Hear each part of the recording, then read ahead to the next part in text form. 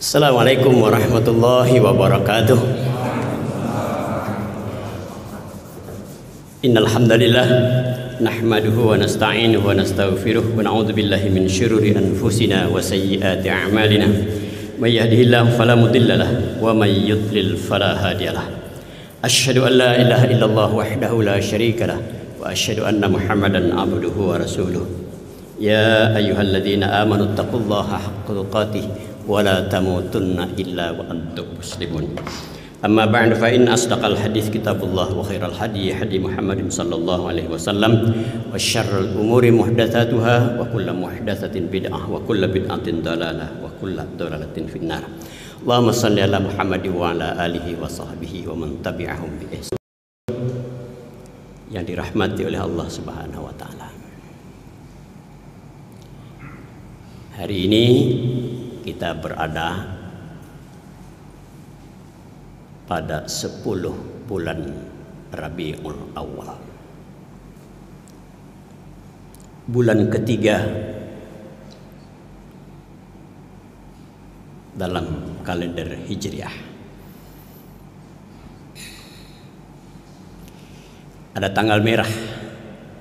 Tanggal berapa, Mas Edi? Merahnya 19 ya.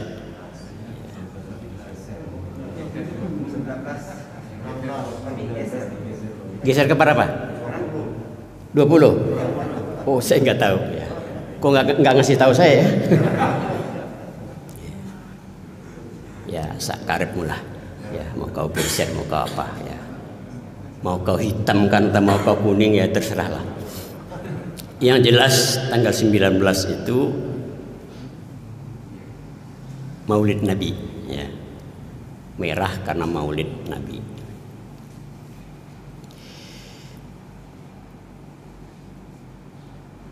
Begitu bulan Maulid, bulan Rabiul Awal, kita biasanya umat Islam di mana-mana melaksanakan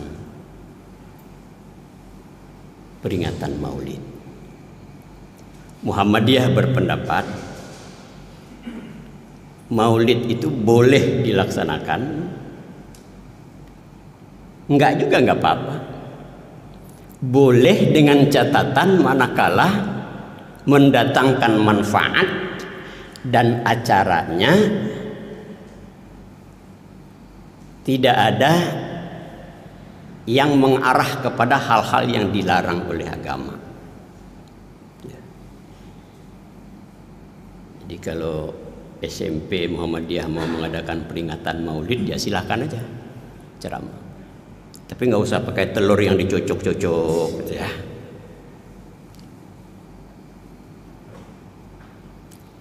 Jadi sekalian, ada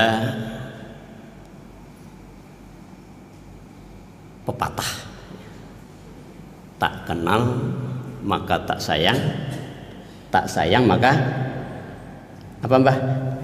Tak cinta. Orang itu tidak bisa ujuk-ujuk. Apa ujuk-ujuk tuh, Mas? Nah, itu Pak Kamdani yang tahu, Mas Yanto nggak bisa, nggak tahu. Ujuk-ujuk itu tiba-tiba. Orang itu nggak ujuk-ujuk, nggak tiba-tiba cinta kalau dia tidak sayang. Sayang itu muncul karena dia kenal. Baik, saya mulai ceramah kita dengan sebuah ayat di dalam Al-Quran. Ini terpakai kan? Ayat ini ada di dalam surah 2, surah Al-Baqarah ayat 146.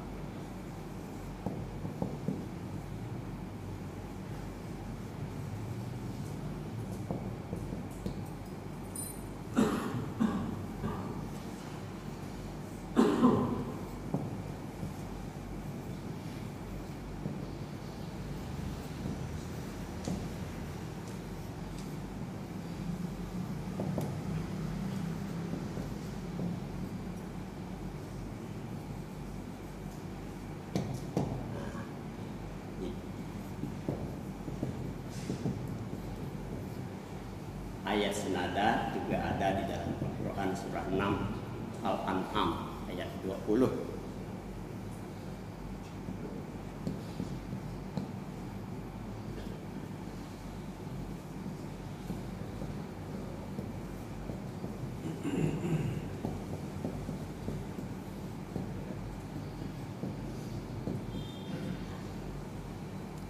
alladzina atainahumul kitaba ya'rifunahu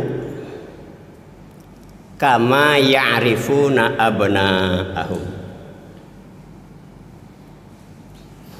Orang-orang yang kami berikan kepada mereka itu Alkitab,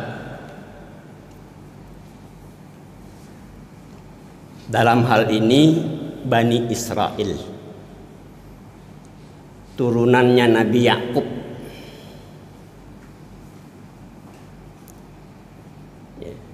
Yakub itu anaknya Ishak. Ishak itu anaknya Ibrahim.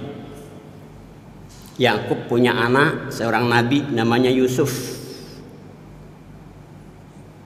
Tidak ada nabi dan rasul sesudah Ibrahim alaihissalam yang bukan keturunannya. Tidak ada.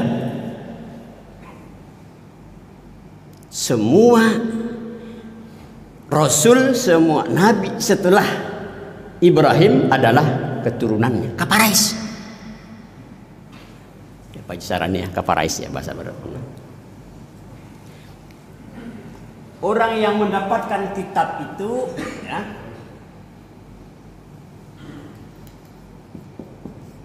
ayat ini tujukan kepada Bani Israel ya. Musa ada Taurat, Isa ada Injil.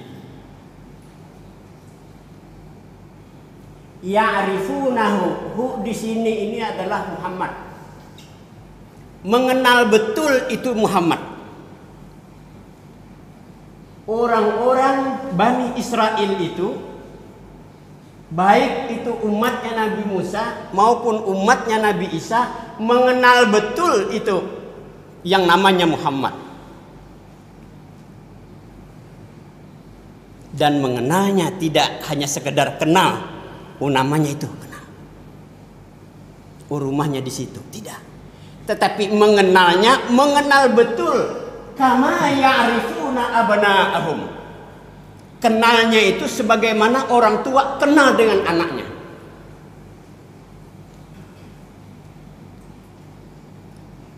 Ustaz Supran punya anak 7 apa berapa? 7 ya.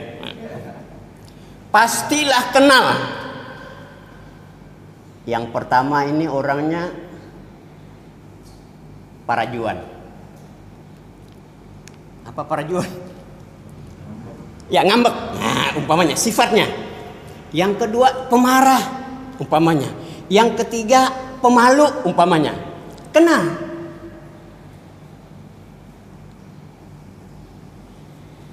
Bahkan kalau kita baca Quran pada surah Yusuf, ya, surah ke-12 pada ayat ke-80-an, itu Yakub itu karena begitu lama berpisah dengan anaknya yang bernama Yusuf, karena ketika kecil Yusuf ini saudaranya iri sehingga dicelakakan, dibawa ke padang pasir, kemudian dimasukkan ke dalam sumur yang kita tahu ya. Tapi dikatakan kepada bapaknya itu dimakan serigala. Serigala.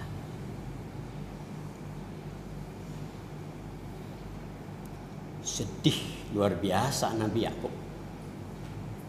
Jelaskan dalam Al-Quran itu sampai dia itu nggak bisa melihat. Wabyaddat ainahu minal huzni fahuwa kadhib. Sampai putih kedua kelopak matanya. Mungkin katarak kali ini ya Pak Dokter Kahar ya. Putih kedua kelopak matanya karena dia menahan amarah terhadap perilaku. Dia tahu ini bukan dimakan serigala anak saya yang bernama Yusuf ini, tahu. Sampai akhirnya ketika dewasa Yusuf ini menjadi orang besar, menjadi pembesar di Mesir waktu itu. Ya. Ketika itu terjadi paceklik di tempatnya Nabi Yakub ini di sekitar Kanaan, sekitar Yaman. Disuruhlah anak-anaknya yang lain untuk, nah itu kita baca di dalam Al-Quran, untuk meminta bantuan kepada pembesar Mesir. Saya mendengar orangnya bagus. Ketika kembali, Yusuf ini menitipkan baju gamisnya, tolong sampaikan kepada bapak kalian baju saya ini. Dijelaskan oleh Al-Quran. Belum nyampe anak-anaknya ini ke rumah, Yakub itu sudah mengatakan, aku mencium bau Yusuf. Aku mencium bau Yusuf. Bayangkan, berpisah dengan anaknya sudah puluhan tahun, bau keringatnya, bau bajunya kenal. Begitulah orang tua. Saya yakin Pak Haji Kamdani juga begitu. Bau keringat cucu. Oh, ini baju. Biar ada 5 yang punya anak 5 umpamanya. Ini baju siapa ini ya? Dari keringatnya akan kenal. Ini keringat nomor 1, ini keringat nomor 2, ini keringat nomor 3. Kenal betul namanya orang tua. Bukan hanya sifatnya, tapi juga bau keringatnya pun tahu. Apalagi keringat istri, pastilah kenal. Pak Jaka. Wah, ini baju ibu ini.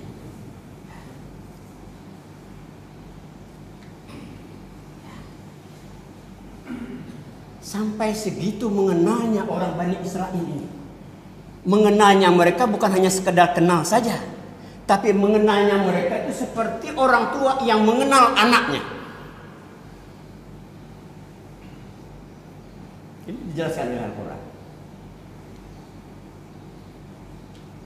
Nah, hadirin sekalian, Bani Israel itu bukan dia tidak mengakui bahwa ada nabi sesudah Isa, tetapi mereka menginginkan nabi itu dari kalangan mereka.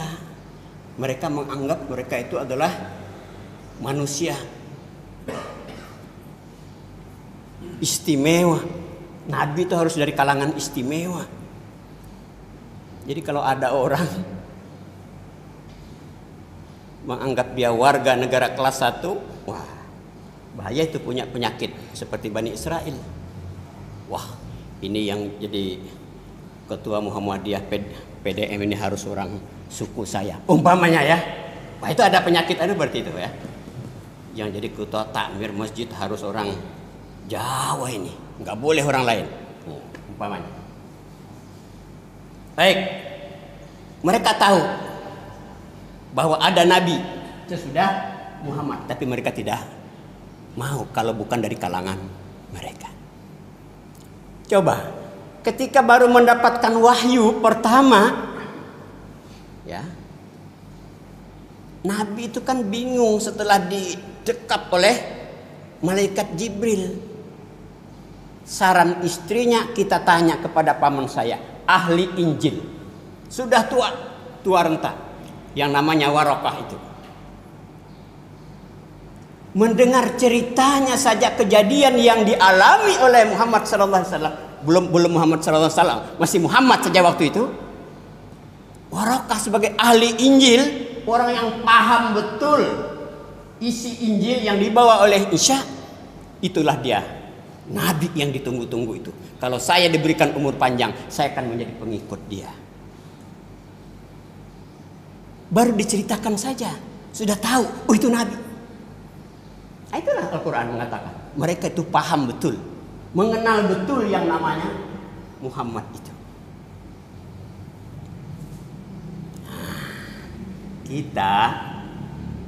Nah, kita Kaparais jangan sampai kalah sama orang Bani Israel. Mereka mengenal nabi kita. Kalau kita tidak kenal nabi kita, gimana kita mau sayang? Kalau kita tidak sayang dengan nabi kita, bagaimana perasaan cinta kita bertambah terus, meningkat terus sama nabi kita kalau kita tidak kenal? Jadi mengenal nabi kita itu mutlak bagi seorang muslim. Hadirin sekalian, saya ini kan dai kampung, ya. Saya sering berceramah ke kampung-kampung, kayak ke Pulau Besi, apa segala macam.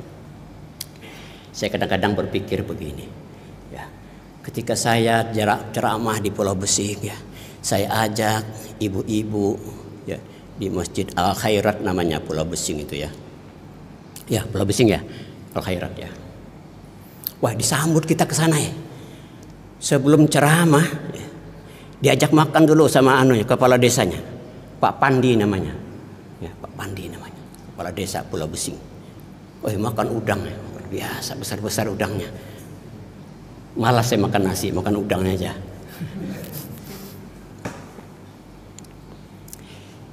Saya sambil ajak ya ibu-ibu, sambil ajak dakwah saya itu mungkin juga ini ya, di Muhammadiyah itu kan ada istilah dakwah kultural ya. Jadi kita mendekati masyarakat itu ya sesuai dengan apa yang disukai oleh masyarakat situ. Saya sambil bawakan lagu-lagu yang senang mereka. Nah, seperti ini.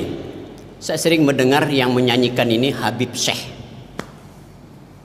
Rohatil atyaru tashdu filayalil maulidi wa bariqun nuri yabdu mimma ali ahmadi wa bariqun nuri yabdu mimma ali ahmadi filayalil maulidi.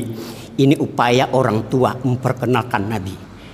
Abdullah nama ayahnya, Aminah ibundanya, Abdul Muthalib kakeknya, Abu Thalib pamannya. Ya, Mbah, sering dengar itu ya? Di Jawa biasa dipuji-pujian ini antara azan dengan iqomah.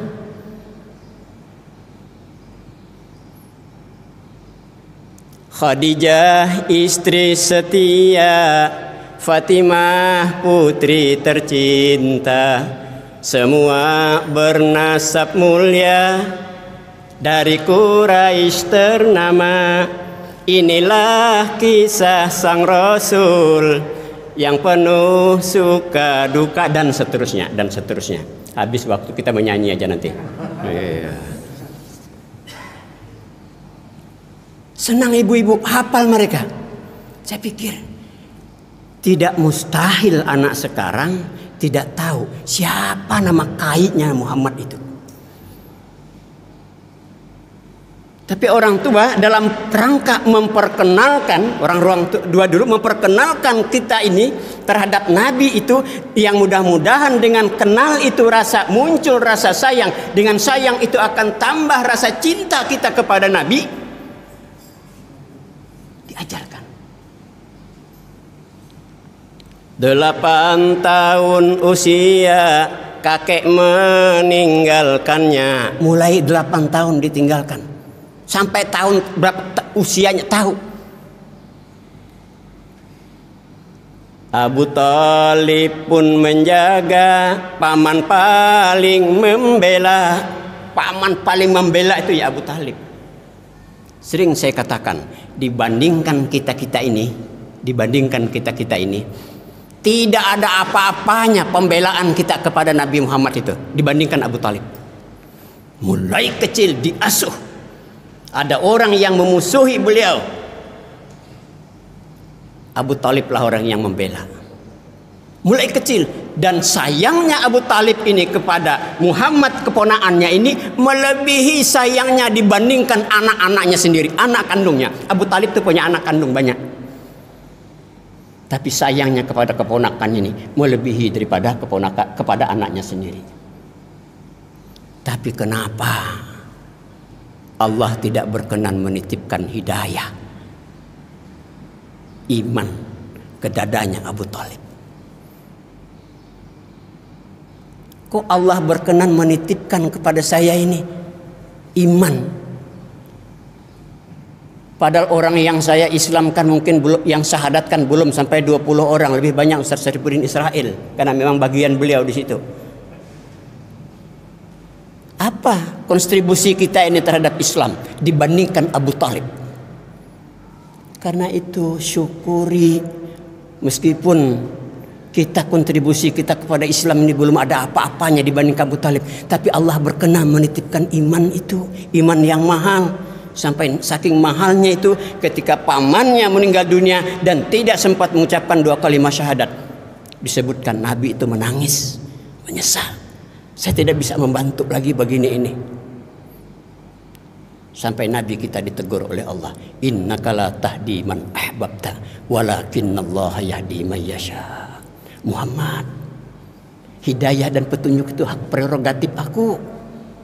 Engkau tidak bisa memberikan hidayah petunjuk itu hatta kepada orang yang engkau cintai sekalipun. Tidak bisa. Itu hak aku. Syukuri. Syukuri. Nah, diperkenalkan mulai kecil kepada, bayangkan, kita ini juga tidak bisa mengukur apakah semakin tahun rasa cinta kita kepada Nabi itu semakin tebal atau gimana. Nggak pernah kita mengevaluasi. Padahal mencintai Nabi ini mutlak dimiliki oleh, saya bacakan sebuah hadis. Ya. Nggak apa-apa agak lama-lama ya sampai syuruk nanti ya. Tapi ada konsumsinya kan? Iya. Kita lama-lama ceramah nggak ada konsumsinya. Iya. Intinya kalau ada konsumsi nggak apa-apa lama-lama. Saya sudah jauh-jauh ini, jam 4:20 saya dari rumah sudah. Ada hadis Nabi, la yu'minu ahadukum, tidak beriman, ujar Nabi, tidak beriman salah seorang di antara kalian hatta akuna ahabba ilaihi, sampai aku ini dia lebih dicintainya min nafsihi, daripada dirinya sendiri. Tidak beriman, ujar Nabi, salah seorang di antara kalian manakala dia tidak mencintai aku, ya, seperti dia mencintai dirinya. Kita ini kan cinta terhadap diri kita. Mengantuk, tidur kita, lapar, makan kita, luka kita obati. Kita mencintai diri kita ini. Hari Ahad kita bersepeda supaya jantung kita sehat. Ini Pak Akbar. Wah, ini hari Ahad ini ya Pak Dokter Kahar, jadwalnya sepeda ini. Iya.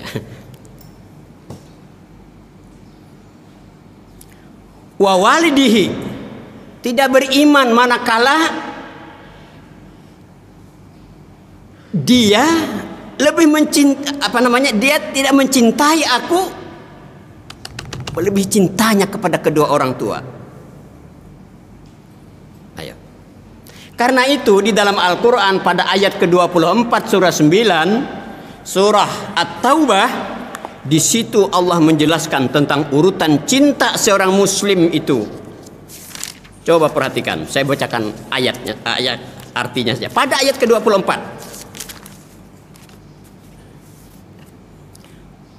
katakanlah, jika bapak-bapakmu, anak-anakmu, saudara-saudaramu, istri-istrimu, kaum keluargamu, harta kekayaan yang kamu usahakan, perniagaan yang kamu khawatiri kerugiannya, dan rumah-rumah tempat tinggal yang kamu sukai adalah lebih kamu sukai, lebih kamu cintai, ahabba ilaikum minallahi wa rasulih wa jihadin fi sabilih, fatarabbasu hatta ya'tiyallahu bi amri. Manakala yang 8 itu lebih kamu cintai dari Allah, lebih kamu cintai dari Rasul, lebih kamu cintai dari jihad di jalan Allah, maka tunggu.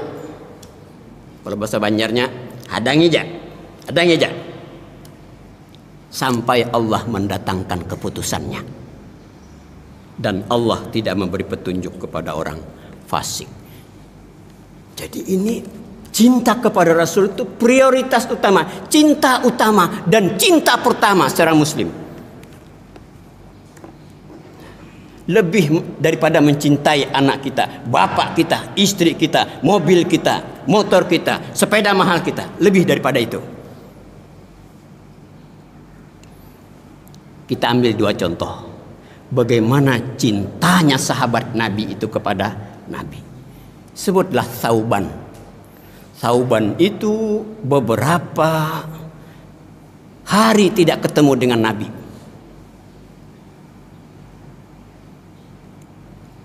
Pucat, lusuh, kurus badannya. Karena dia pengen ketemu, kok nggak ketemu dengan Nabi ini. Di dalam kuliah akhlak yang ditulis oleh Buya Yunahar Ilyas dijelaskan, ketika bertemu dengan Nabi dan Nabi melihat keadaan Thauban yang seperti itu, Nabi pun bertanya kepada sahabat Thauban ini, kenapa kok sakit? Apakah engkau sakit? Thauban menjawab, saya tidak sakit ya Rasulullah. Hanya saja apabila saya terhalang melihat wajah Tuhan, saya tidak dapat menahan hati. Saya kangen, rindu.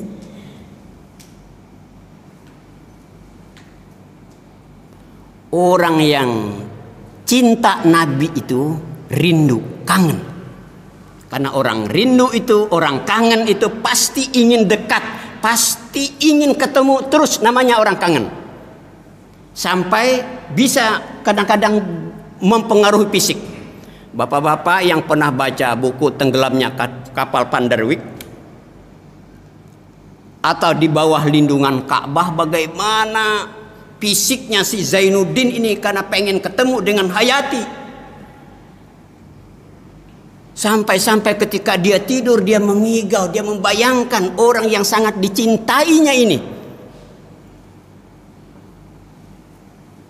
Begitu pula lah sahabat Nabi ini. Beberapa hari tidak ketemu Nabi, sampai membuat badannya kurus, pucat pasi, kusut masai. Makan tak enak, tidur tak nyenyak. Bayangkan. Begitu cinta itu, buktinya cinta itu. Ya. Pak Wito kalau pisah sama istrinya sebulan, istrinya banyak ke Balikpapan. Itu berkurus ya badan. Karena pengen ketemu, sebulan sudah nggak ketemu istri. Jangan-jangan tambah gemuk kita ini. Loh. Katanya sayang, katanya cinta, tapi kok sahabat Nabi begini. Saking cintanya. Apa kata Thauban selanjutnya?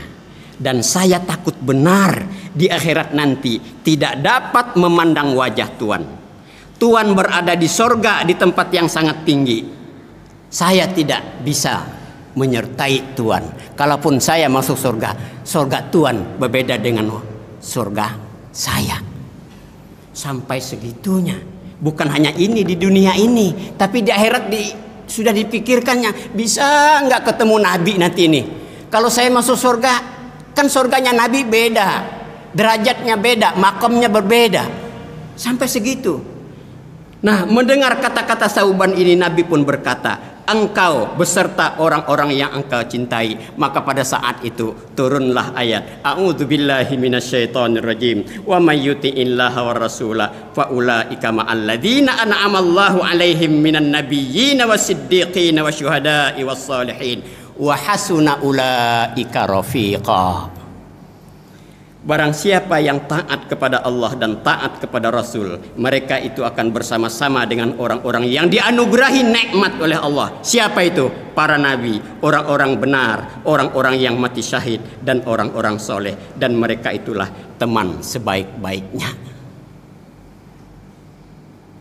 Makanya cari teman itu cari teman yang soleh.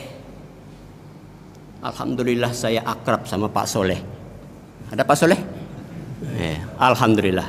Berbahagialah orang yang berteman. Ini tuntunannya itu. Makanya ada lagi puji-pujian itu. Tombo ati iku ono 5 perkara, kaping pisan maca Quran lan maknane, kaping pindho apa? Salat wengi lakonono, kaping telu wong kang soleh kumpulono. Ini dari Nabi. Berteman itu sama orang soleh. Inilah puji-pujian. Ada manfaatnya. Dalam Al-Quran juga dijelaskan. Dalam Quran pada surah 25 surah Al-Furqan pada ayat yang ke-27, 28, 29 di mana salah satu penyesalan besar manusia di akhirat nanti karena dia salah di dalam memilih teman. Salah berteman di dalam hidupnya. Di dalam Al-Quran pada surah Al-Furqan dijelaskan wa yauma ya'addu adh-dhalimu ala yadayhi yaqulu ya laitani ittakhadhtu ma'ar rasuli sabila. Pada hari kiamat nanti orang-orang yang berbuat zalim itu menggigit yadaihi kedua tangannya dan dia berkata ya wailata laitani lam attakhid fulanan khalila. Aduhai celakanya aku, kenapa saya dulu memilih si fulan sebagai teman akrabku, khalila.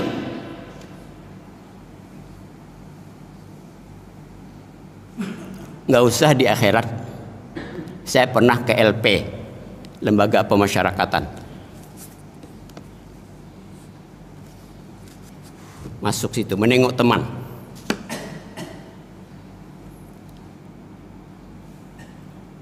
Begitu saya masuk, kok banyak saya kenal di dalam orang. Pantas lama nggak kelihatan di luar, rupanya mendekam di sini. Iya, lama nggak ketemu, rupanya ada di dalam. Iya, nggak cerita-cerita. Begitu ketemu, dia asalnya malu-malu, akhirnya dia mendekat. Aduh Ustaz, salah berteman aku. Saya salah berteman. Padahal itu karyawan salah satu bank daerah. Ketangkap di Gunung Tabur, ngedar, pecat pegawai. Padahal kalau pegawai bank minimal lah mungkin 7-8 juta. Pegawai ini bukan honor, 7-8 juta lah gaji. Menyesal. Sudah masuk penjara, dipecat dari pekerjaannya. Saya kaget juga. Dulu kan sama-sama kita ISG. Waduh, ya inilah salah. Salah berteman. Di dunia aja menyesal salah berteman. Apalagi di akhirat. Dijelaskan Allah itu. Silakan Al-Furqan ayat 27, 28, 29. Menyesal. Salah pilih teman. Ya wailata laitani lam attakhid fulanan khalila laqad adallani ani dzikri ba'da idz ja'ani wa kana asyaitanu lil insani khadula. Ya. Hati-hati beli teman. Makanya dalam hadis Nabi dikatakan kalau melihat seseorang itu agama seseorang itu lihat kawannya siapa. Inya berkawan lawan siapa. Kalau berkawan lawan orang mulai pagi sampai sore main catur, ya ada orang mulai pagi sampai sore bercatur aja. Alhamdulillah saat ini di sini nggak ada. Saat ini.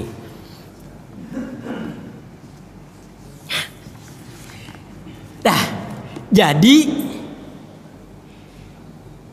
sedemikian cintanya Sauban ini.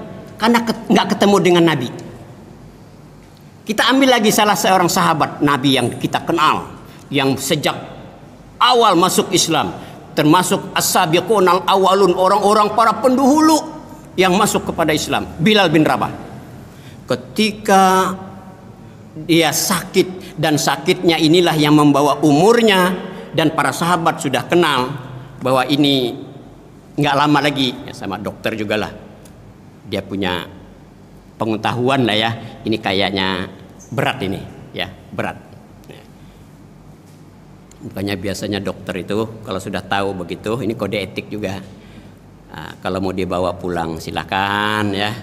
Atau mungkin jangan ditinggal ya Bapak ya.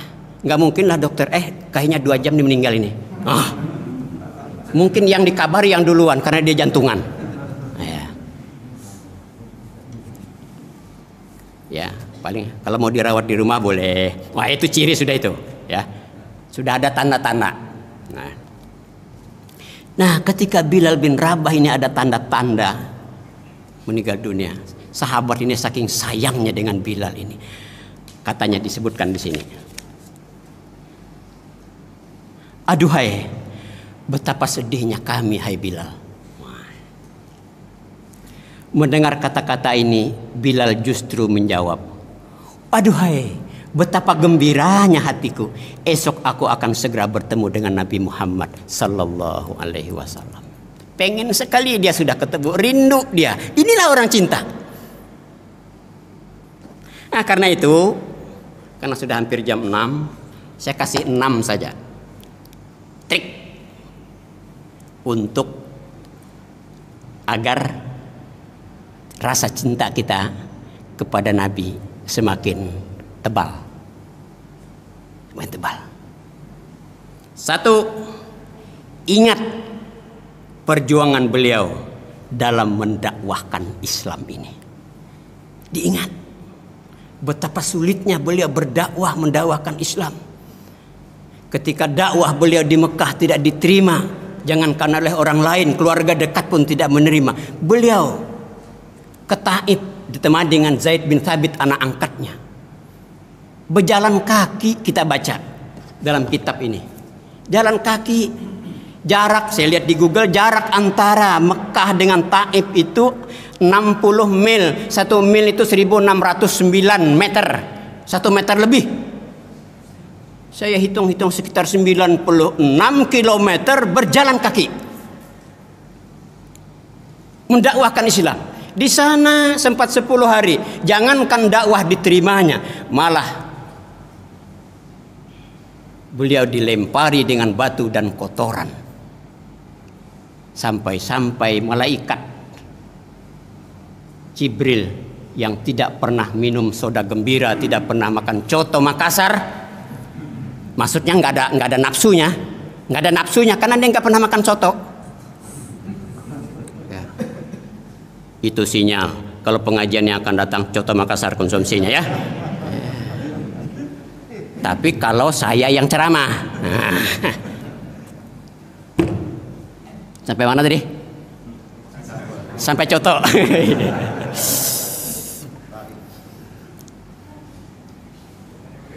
Sampai-sampai dia menawarkan kepada Nabi Muhammad, mau diapakan ini? Kalau istilah Ustaz Abdullah Said, pimpinan Hidayatullah, mau diapakan ini umatmu yang kepala batu ini? Kalau engkau izinkan, aku pertemukan 2 buah gunung yang mengapit di kota Taif ini. Saya ledakkan dia di atas kota Taif, biar tewas semua dari nenek sampai cucunya. Jangan, ujar Nabi. Kalau tidak sekarang, mungkin anak cucunya lah yang menerima dakwah ini. Bayangkan, dilempar, diapa-apain, diingat-ingat seperti itu. Demi siapa ini? Demi kita. Bahkan Nabi itu dijelaskan dalam Al-Quran surah 9, surah At-Taubah ayat 128 dikatakan, laqad ja'akum rasulun min anfusikum azizun alaihi ma anittum harisun alaikum bil mu'minina raufur rahim. Telah datang, ujar Allah, kepadamu seorang rasul dari kalangan kalian sendiri, dari orang Arab sendiri. Berat terasa olehnya penderitaan. Yang menderita kita, tetapi yang merasa berat itu Nabi. Inilah pemimpin. Pemimpin itu, kata Agus Salim, dialah yang terakhir kenyang. Rakyatnya dulu yang kenyang. Nah, itu yang pemimpin begitu yang dipilih itu. Jangan dia yang kenyang duluan, kita lapar. Ya. Dia yang sudah vaksin duluan, kita nih rakyat mau kemana ini? Vaksin susah ini. Diingat perjuangan Nabi begitu ini. Saya ini enak berdakwahnya ke Pulau Besing, Dikasih makan udang, bukan dilempar sama kotoran udang, dilempar udang. Pulangnya dikasih amplop. Saya lihat, oh lumayan juga.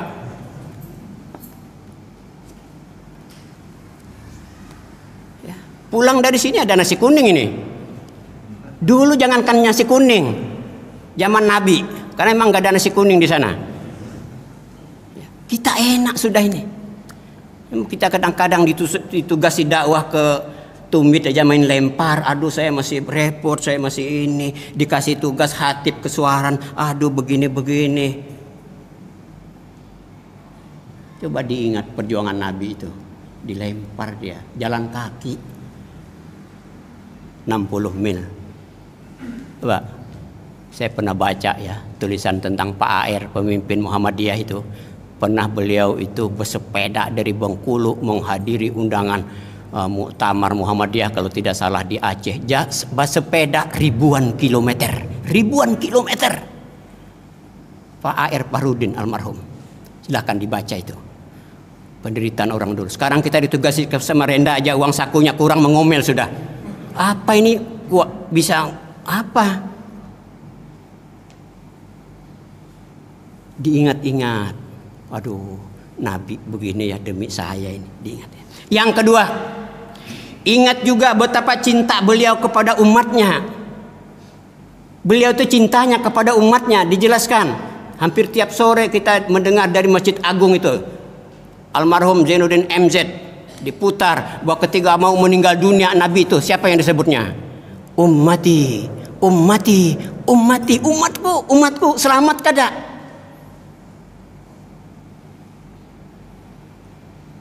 Selamat kada umatku ini.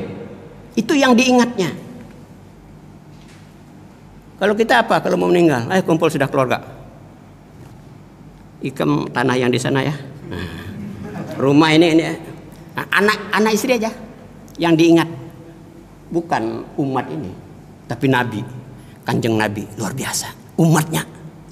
Nah itu diingat, cinta Nabi kepada kita itu diingat-ingat. Baca. Yang ketiga, baca sirah. Ini dari ulama juga ini, kiat-kiat dari ulama. Baca sirah Nabi. Di tangan saya ini ada contoh. Ini saya kira bagus dimiliki oleh kita. Ya. Ya.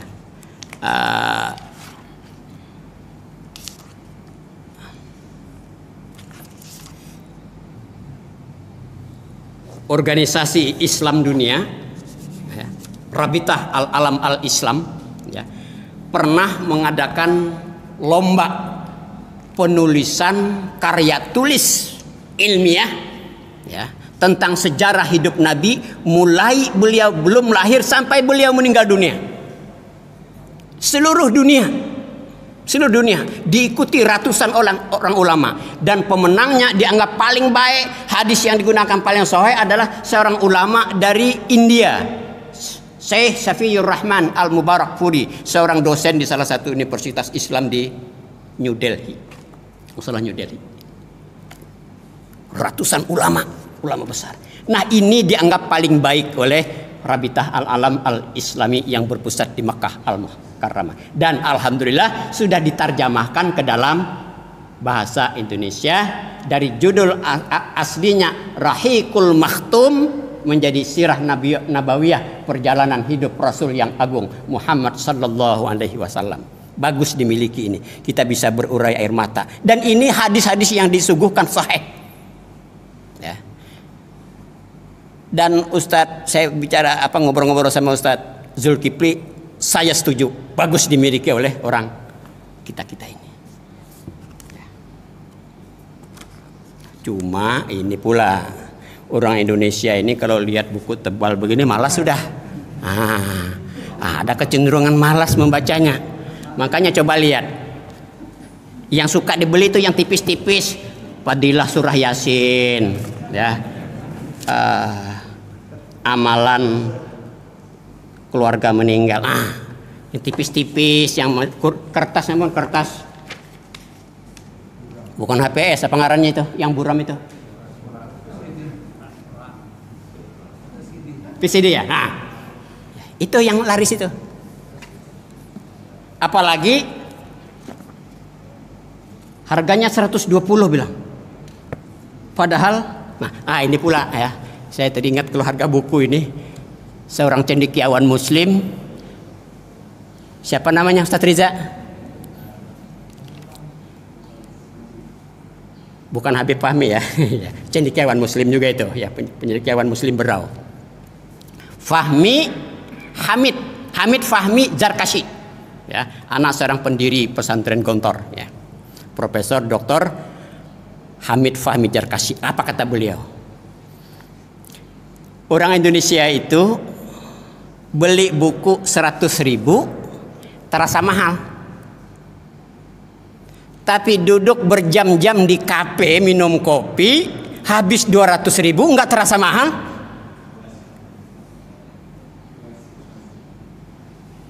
Apa kata beliau?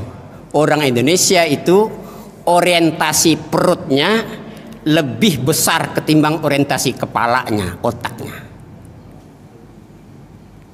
Sehingga, mahalnya 120.000.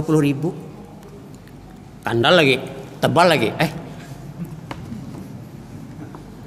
Baca, gimana kita mau kenal sama Nabi kalau tidak membaca sirahnya? Gimana mau cinta kalau tidak kenal?